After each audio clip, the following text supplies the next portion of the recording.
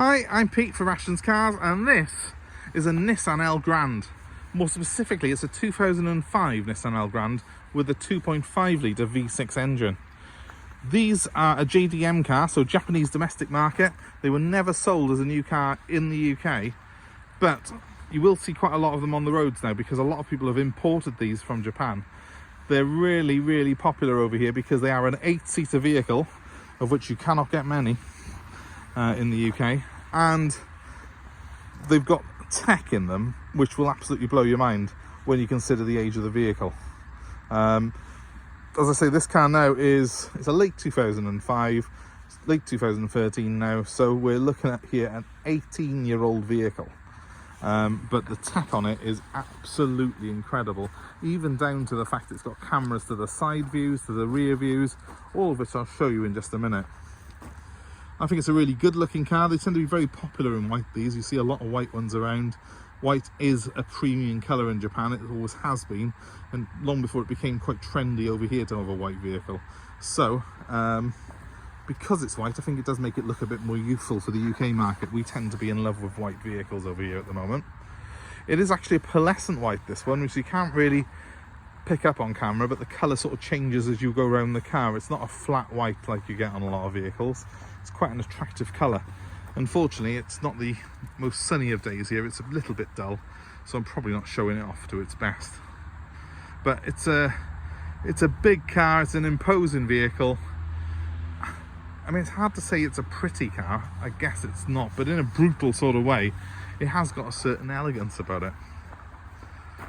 But most importantly with this particular car, it's only done just over 50,000 miles from new. It's showing 80,000 kilometers on the clocks. The speed is now reading in miles per hour. It's been properly converted, but the odometer has and always will be in kilometers. So it's currently showing 82,000 kilometers. Just over 50,000 miles, that is in English. And, well, very low mileage, as I'm sure you can appreciate. That's not unusual for a JDM vehicle. Japanese vehicles do not do as many miles as their UK ones. That's why they're so appealing. And also, the Japs do not put salt on the roads. So, this car will not have been sort of subjected to 18 years of salt and grit like you get in the UK. The Japanese roads instead use winter tyres. This car has been undersealed, so it is now UK winter proof, but it's only had 2 winters in the UK, so it's not going to be showing the sort of wear that you would expect on a vehicle of this age. I've just realised I've been stood here and a bird has pooped on my grill. How dare they when I'm doing a video. We'll sort that out in just a minute though, and we'll show you some more of the features that you get in the Nissan ElGrand.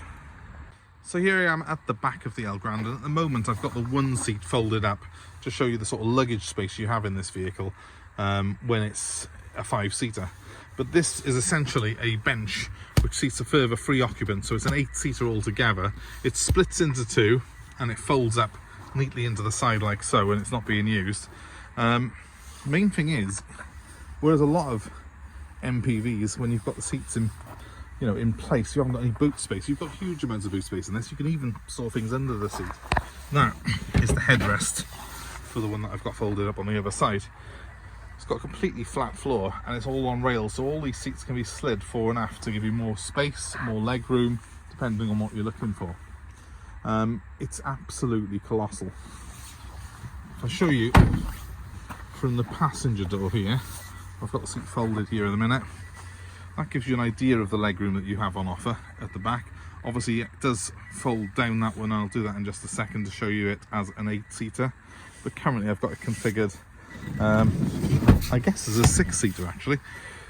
As you can see, all of these, there's a separate control here for me to slide it forward and after, and also I've got a separate little slider here in the middle, slide that back and forward as well. The legroom that I have in the rear of this car can only be compared to a limousine because that's what it's like. It's absolutely huge, but if I want to slide these seats further forward and create more room at the back, I can. It's one of the very few vehicles I can think of where you could actually comfortably seat 8 adults in this thing and they'd be more than happy and more than comfortable. But there's a whole load of other extras that I'll show you. There we go, both seats now in place. Let's have a quick look at what room we've got in the back So to fold these seats, you have a little switch by here that you pull, slide forward like so. Look at that. Loads of space. There's a lap belt in that middle seat there, and there's also a lap belt for this one. So you've got 6 seats, essentially with inertia seat belts, and 2 lap belts for the middle seat passengers. 6 adults in here would be totally stretched out. And I do believe from some friends that I know who import these, that if you fold all these seats completely flat, you can end up with a king-size bed. So it can be used as a bit of a camper van as well. Such an unusual vehicle and such a practical car as well. I do believe this folds flat as well in some configuration and becomes a, let's have a look, an armrest of some sort with cup holders and all sorts in the back of it. Yeah, I'm obviously doing it wrong. Honestly, it's got more gadgets and modes than I can actually show you, I think, in one video. That folds like that. Cup holders there. There's a thing here to twist it all round or move it, and another little cubby inside as well. Such a clever design, such a great use of space. Not something that you see on any other car really. And as you can see, there's also remote controls in the back of those seats, so I'll show you what they're for now. Oh, we're in full comfort mode here. We've got the seats reclined back. We press a little button on the back of the seat by here. This remote comes out. And if I press, I think it's auto mode there.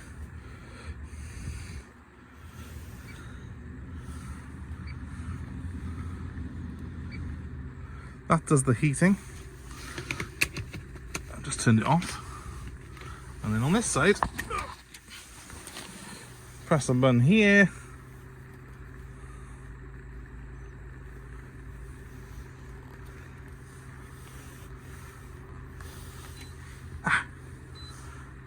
Got it. Obviously I haven't read the instruction manual properly, have I? But we've got a TV screen here and a further screen in the front. That's not for TV though. I'll show you what that one does in just a second. So here we are at the front, at the business end. I haven't really shown you much of this yet. Well, let's get in properly.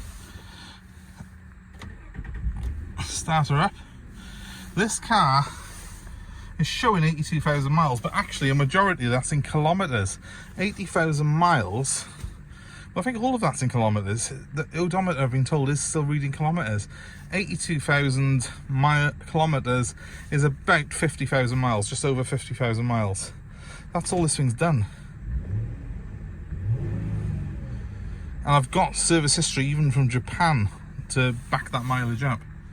Anyway, I did say about this screen up front, it's really cool. It's like a wraparound dashboard with screens on it, long before wraparound dashboards with screens on them were a thing. And it's got several modes. You've got a lot of buttons here which are in Japanese, and you can play DVDs. It's got all different sorts of modes on it with the stereo. The heating controls can come up on there.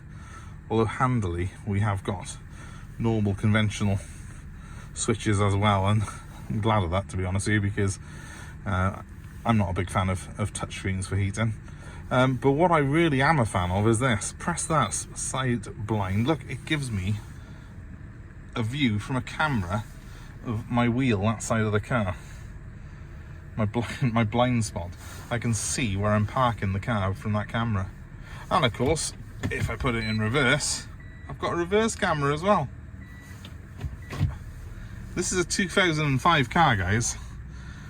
They've only just started fitting side view cameras on trucks as a sort of modern tech over here. The Japs were just so far ahead of us when it came to that sort of thing. These JDM vehicles, which stands for Japanese Domestic Market, they're just so far ahead of anything that was produced in Britain at that time. And I'm a massive fan of them. And obviously I'm a massive fan of the fact that it's only done 50,000 miles. You won't find a 7 or 8 seater car that's been on the UK roads that have only done that mileage. Let me just give you a very quick rev of the engine.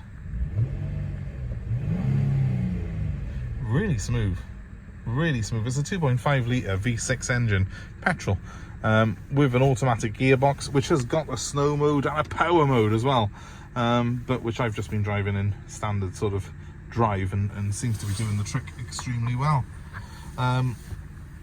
It's really good to drive, really responsive, and because even though it's a big vehicle, you've got that aerial on the end there which guides you to where your front of your car is, and this camera showing you the view of the road. It really is a very easy car to pilot and to place on the road. It doesn't feel as big as it actually is. So very, very impressive indeed. Well, now that we've had a guided tour of that interior, and I've also cleaned the bird crap off my grille, let me just show you some of the other features of the ElGrand's exterior.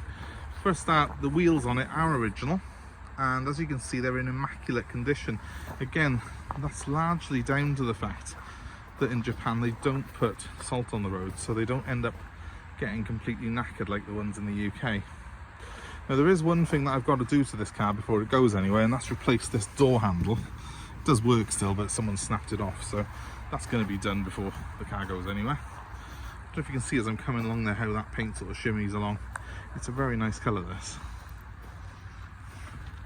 I'm not an expert on ElGrand specs, but this one is apparently the highway star. They do a 3.5 litre V6 version of this car with four-wheel drive. This is the 2.5 litre, which is rear-wheel drive, so it's not the four-wheel drive version, just to explain. But it's got all the features, all the luxuries that you would expect on a big luxury badge, and a few that you probably didn't know existed, like side view cameras and stuff. So it's a very, very appealing vehicle, that's for sure. You will excuse it, there is some road dirt on it at the moment, especially on this front end, but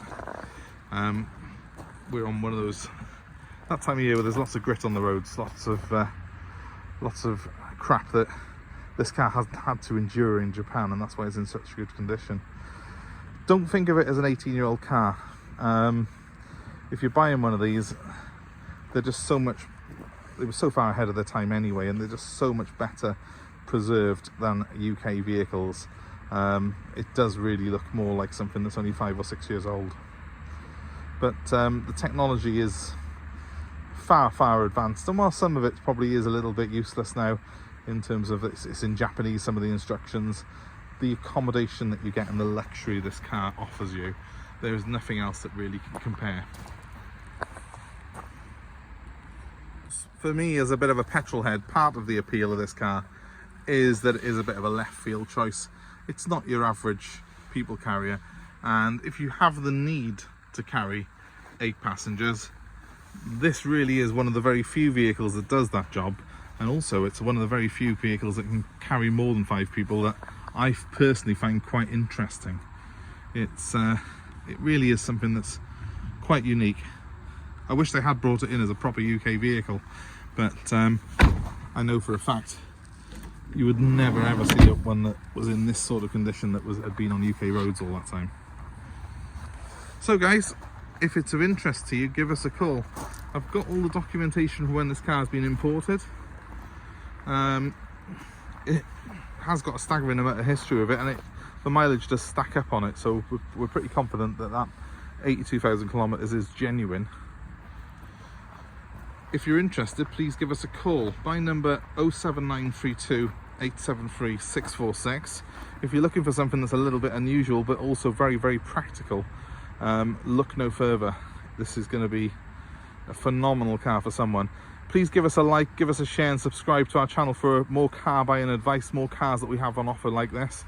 It goes without saying that I would love to hear in the comments from anyone who's owned one of these and their own ownership experiences.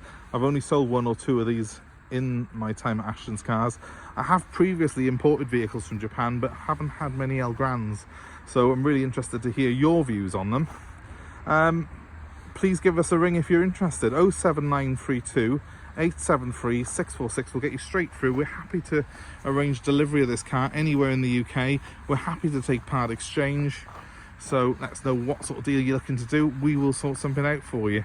In the meantime, give us a like, give us a share, subscribe to our channel, hit the notifications, and you will be notified of more cars that we have like this and more car buying advice. But for now guys, it's goodbye from me. Thanks ever so much for watching, and I hope you've enjoyed our Nissan ElGrand.